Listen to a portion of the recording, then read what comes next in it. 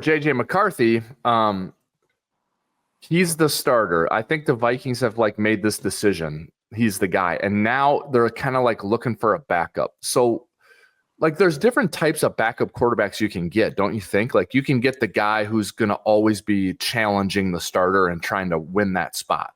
You can get the veteran guy who just sits back and watches. He's another set of eyes.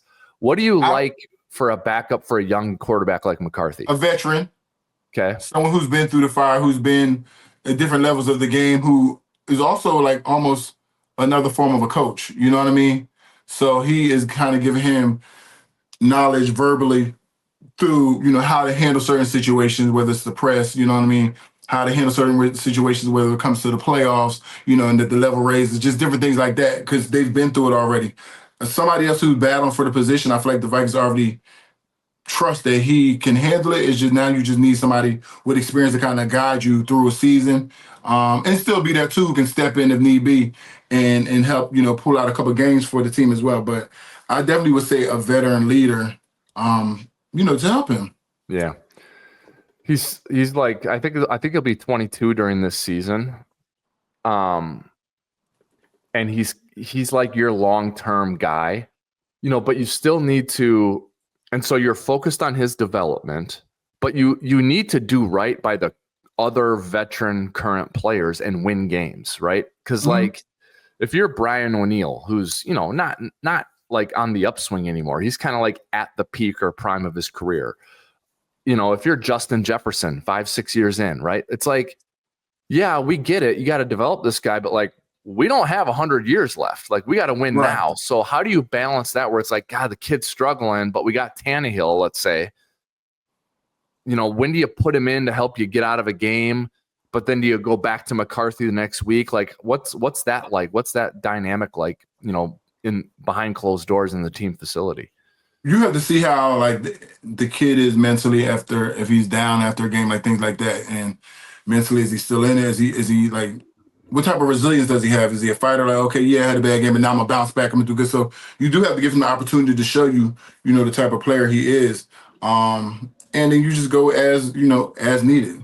But always have that person there, a veteran. I would say a veteran who has seen everything fired at him and kind of knows how to handle and deal with everything, because you don't want two young guys there and they battle and fight for a position, and it's I need somebody with some type of experience.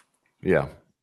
That's why Joe Flacco would have been perfect, I mean, he went to Cleveland, unfortunately, for the Vikings. I think that would have been an awesome guy to have as a backup, because he's going to do exactly what you said, but he's not he's not under the illusion that he's going to be the starter for 4 years and he's going to be trying to take McCarthy's job. He's just going to be there to help the kid and then be there if you got to put him in. He would have been a great choice. Perhaps Tannehill will be that for Minnesota. And if he is, you'll have some interesting perspective on him, and we can talk about that. We'll cross that bridge when we get to it. But it'll be interesting to see certainly what happens and what the Vikings do as a backup quarterback option.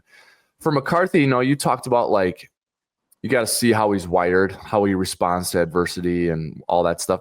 At Michigan, I mean, they went undefeated and won a national title in his last season. I mean, he started and played in a lot of games. I think he only lost one game in college. So that's his profile. What does that tell you maybe about what his mentality might be? The fact that he's got that many starts, that many wins, won a national title, played at Michigan. We need to see how he responds to losing. Okay. Because we haven't seen that. Okay, yeah. But one time, so, and it's been a while now, what I'm saying? It's about 3 years ago now. So, yeah. We have to see how that is and how he recovers, how he bounces back from that. Does he come out more fired up, So that's the part that we still have to learn about him. Yeah. So when you played, there were 16 games. Now there's 17.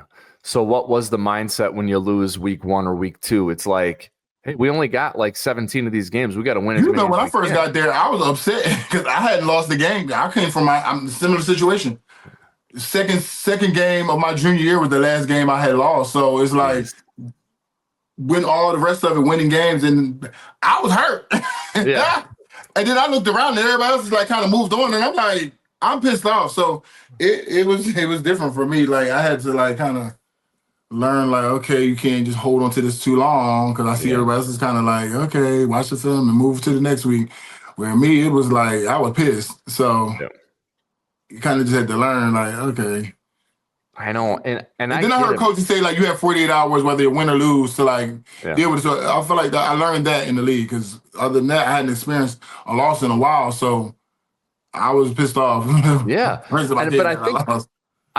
but I think that's better than the other. Like, I get it. You got to process this and move on, and you can't look back, and like, don't waste a second of prep time on the next game sulking about that loss. But it's Mm-hmm. like, as a competitor, it's like when you lose, it just bugs you, and you don't want to ever get numb to that feeling of losing, because you don't want complacency to creep in either, like, Yeah. it's like, yeah, we got 17 more of these games. Like, we got to move on to the next one. But it's also like, we only got 17 games. We can't lose many of these. I think that's more of the mentality you want. And so you're right. It'll be interesting to see what his reaction, McCarthy's reaction, will be when adversity strikes early on in his season, because he hasn't faced that. Look at a guy like Peyton Manning, BMAC, right? Like, Peyton Manning at Tennessee was unbelievable. But he came in and lost a bunch of games and threw a bunch of interceptions his first season, and then he goes on, of course, to become a Hall of Famer. So he obviously responded to that adversity in a positive way, as did you, because you went on to have a long career. What got you over the hump, do you think? What got you to be able to swallow that and process it after, you were pissed off, you said early on? How do you think you managed to sort of change your mindset? Well, I mean, I was pissed, but then it also makes me want to get like for me, anytime we lose in general, it always makes me a little more eager to get back on the field again and get that loss off my back. That's how I always feel like it's like I'm carrying around this L all week long, so I can't wait till we play again, so I can like get the opportunity to get a win, and I can feel much better that week. So yeah, I hate it. Yeah. What do you, last question, and then we can wrap it for the day. With McCarthy early on, like let's say you're able to watch the games, BMAC, like let's say week 1, the Vikings, we don't even know who they play yet. The schedule hasn't been released, but let's just say it's a game that you get to watch. It's Monday night or Sunday night or Thursday, whatever it is. What are you looking for early from him, for just watching the game, to be like, I think this guy's going to be able to pick it up and do it? Like, what? Obviously, 350 yards, 4 touchdowns, Vikings win 28-10. Okay, duh, that would look good. But you've got a more refined sort of eye for talent. What do you want to see McCarthy do well early on to give you optimism that he'll be able to pick it up and get it? Just execute. And just have confidence doing it. You know what I mean? Mm-hmm. In the O-line, protect him so he doesn't get rattled. You know what I mean? And the more and more he keeps playing, the more confidence he'll build. Yeah. So it would be something like if he throws an interception, he goes out there but still fires away the next drive. I feel like right? throws an interception, but learn why the interception was thrown. Like, you understand that part, and so now like, okay, that's the mistake I made. Let me correct it. Like, get on the sideline, understand why it was made, what it was that you missed or you didn't see, and learn from it, and then move forward. Like, don't hang your head like, oh my God, all right, we're not going to do this again. And okay, that was the mistake I made, and now I see it, and let's keep going. Mm-hmm. He's got a veteran left tackle, Christian Darrisaw. He's got a veteran right tackle. He's got a veteran center, a 9-year center. It'll be his 10th season, Ryan Kelly.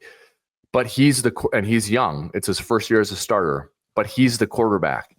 So how do the guys look at him? Like, is he the leader? Is he coming in there and telling guys what to do because he's the quarterback, or does he have to defer to those veteran players? He's a quarterback. Yeah.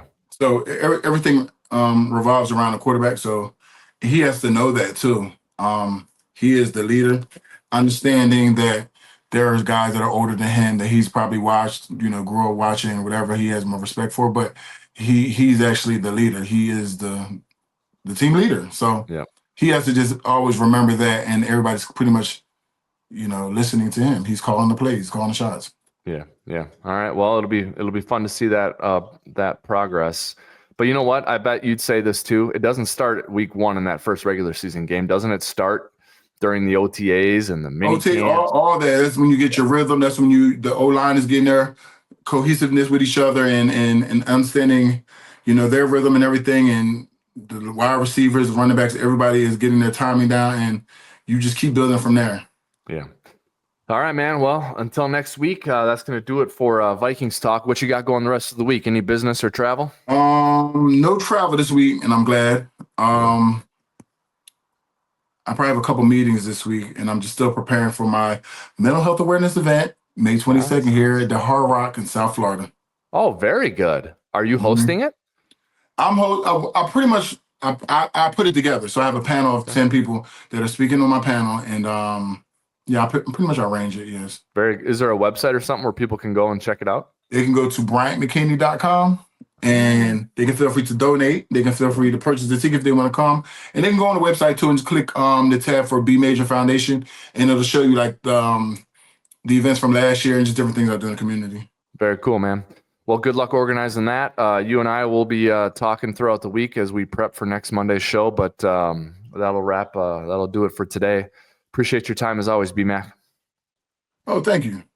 All right, that's going to do it for today's episode of Believe in Vikings. Make sure you like, follow, and subscribe to Believe in Vikings and all the Believe platforms, including YouTube. You can find Believe in Vikings on all the major podcasting platforms. On behalf of my partner and my co-host, Bryant McKinnie, this is Wobby signing off for now. Until next time, everybody, keep believing.